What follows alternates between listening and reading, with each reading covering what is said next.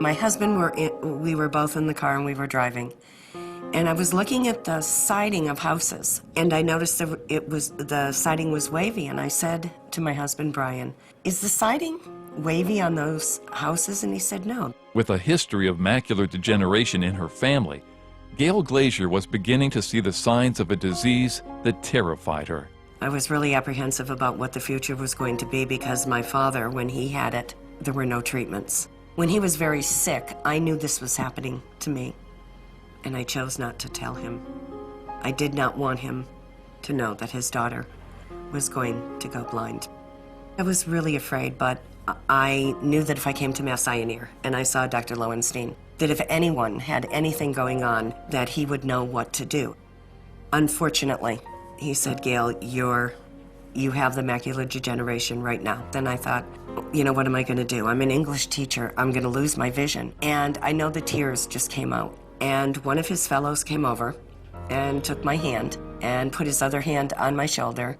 And Dr. Lowenstein said, but it's okay, Gail.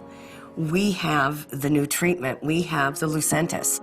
Gail lives in Western Mass and has traveled 3 hours each way to receive Lucentis injections each month for the last 2 years.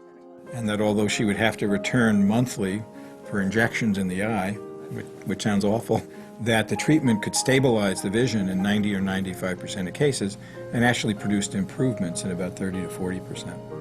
It's a frightening kind of thing to think that someone is going to take a needle and put it into your eye. They put all kinds of different types of antiseptic in your eye and freezing drops. Then Dr. Lowenstein comes over and he'll say, a little pinch, Gail, and it's over. It's very rare for me to say something like this because I'm not into hyperbole, but this treatment really is a miracle. And Dr. Lowenstein will say, Gail, you still have 20/20 vision. And that's 20/20 vision when I wear my distance glasses. Before the procedure, I couldn't see anything. At her most recent visit, she did have a bit of recurrent leakage, and vision had dropped a little bit to about 20/30. But we are able to reinstitute the treatment. So our plan is to do a series of 3 monthly injections and then see at that point if we're able to stop again. Supporters of Mass Eye and Ear should take pride. Their contributions are having a direct effect on patients like Gail. Without seed money to the Eye and Ear Infirmary for research in anti-VEGF therapy, Ms. Glazier would have gone blind. It's no wonder then that Gail holds Dr. Lowenstein and the other caregivers at Mass Eye and Ear in very high esteem.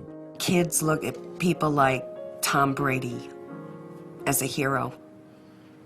Tom Brady's a great quarterback, and I'm a New England Patriots nut. Dr. Lowenstein's a real hero. I am blessed that he is my doctor. My cup runneth over.